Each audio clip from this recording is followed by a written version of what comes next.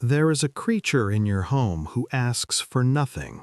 No explanations, no apologies, no grand gestures of love.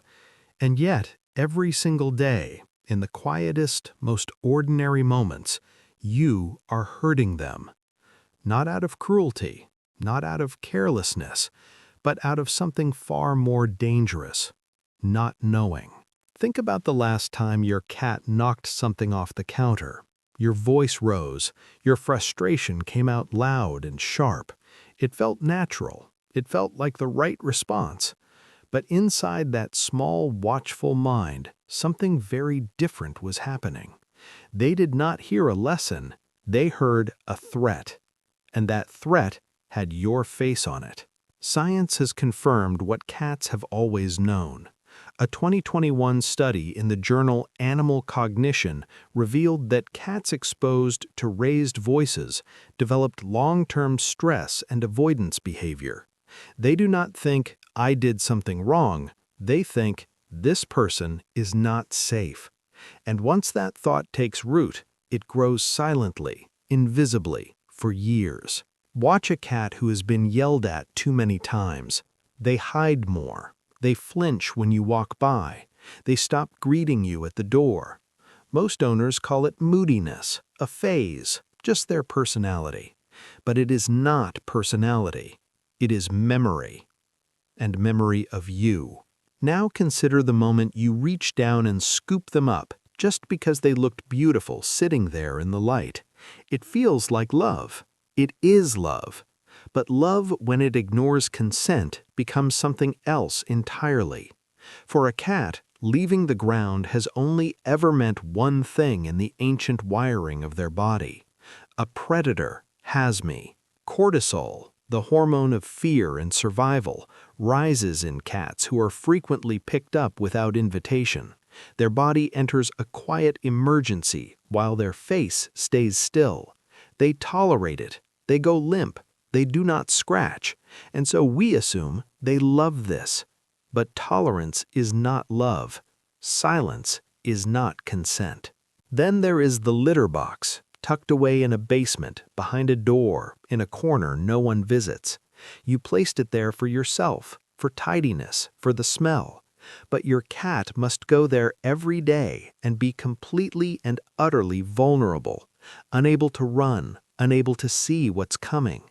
A study found that litter box location alone was among the top causes of feline elimination problems. They were not being difficult, they were being afraid. And the food bowl, filled once a day with dry kibble, that quiet, convenient, invisible act of harm. Cats evolved in deserts, pulling moisture from every meal they hunted. Dry food carries only 10% of what their body remembers needing.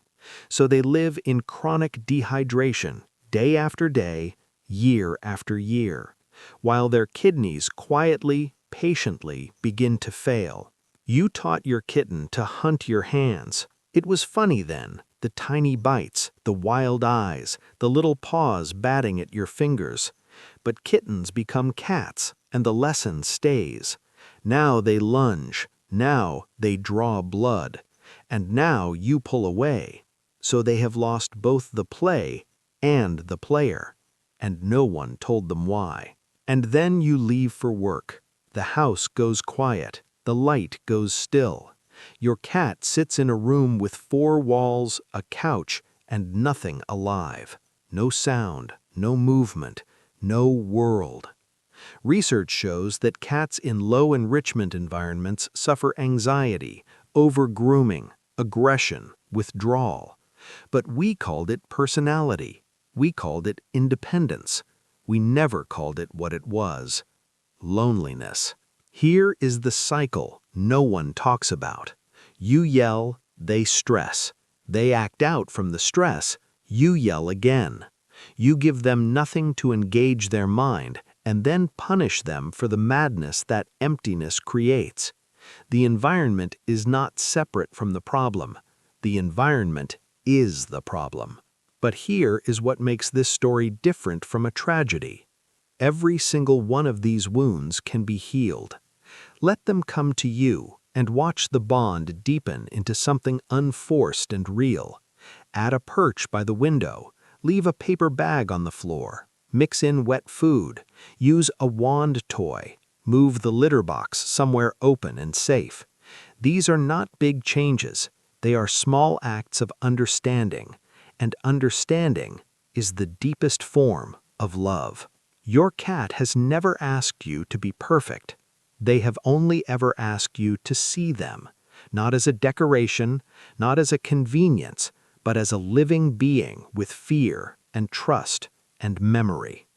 The damage was never done with bad intentions, and the healing does not require grand ones. It only requires this: the willingness to know better, and then, quietly, gently, to do better.